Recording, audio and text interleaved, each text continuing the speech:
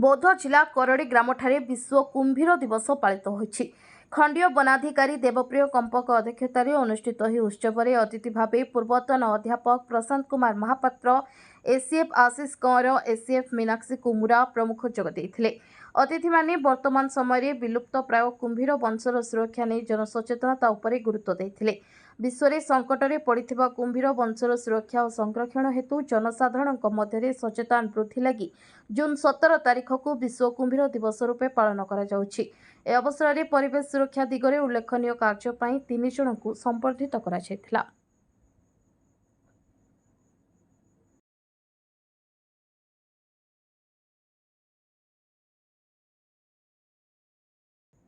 बौद्ध जिलार विभिन्न स्थान में आर्ट ऑफ गिविंग दिवस पालन करा जायछि।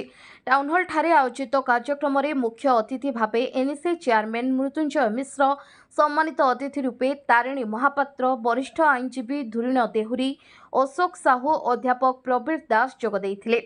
एही अवसर में अन्य को विभिन्न उपाय सेवा जोगाइदेवा, खुशी प्रदान करने एक अन्य अनुभूति प्रदान करिथाए बोली अतिथि माने मत प्रकाश करिसेंती।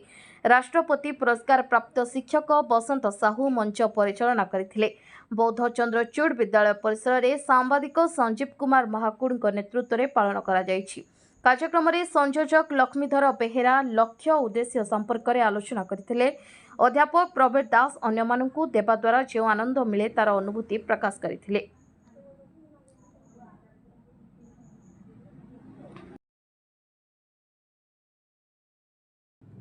बौद्ध जिला कंटामाल ब्लॉक खटकटिया ठारे आर्ट ऑफ गिविंग दिवस पालित होइछि। सांबादिक भारजन कुमार प्रधान अध्यक्षतार अनुष्ठित एक कार्यक्रम में मुख्य अतिथि भाव विशिष्ट साहित्यिक हरिहर प्रधान, सम्मानित अतिथि भाव अध्यापक डॉक्टर सौरभ रंजन खमारी, शिक्षाविद दिलीप कुमार महांती, अध्यापक देवदास महापात्र, नाट्यकार लक्ष्मण कुमार महापात्र जोगदेइथिले।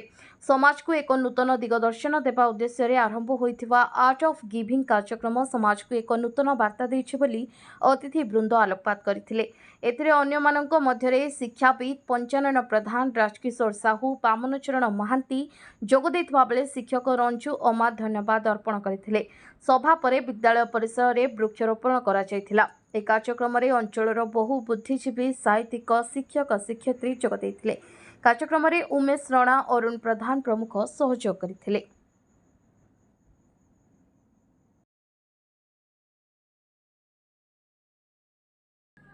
बौद्ध जिले में प्रबल ग्रीष्म प्रवाह जारी रहितबा बेले जिलापाल जे सोनाल एने निर्देश जारी करिसेंती। राज्य में प्रबल ग्रीष्म प्रवाह को दृष्टि में रखी सरकार जिलापाल मानकु निज अंचलर स्थिति देखि निष्पत्ति नेबाकु निर्देश देइथिले।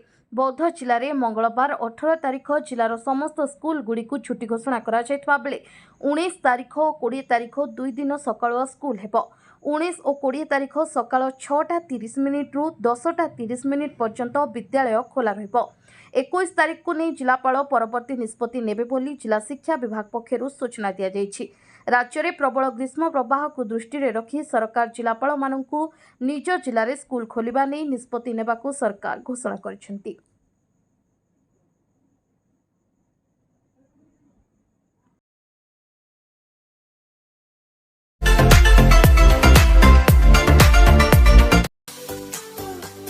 हमर एही उपस्थापना आपनकु किपरि लागिला कमेंट बॉक्स में मतामत देबाकु भूलंतु नहीं।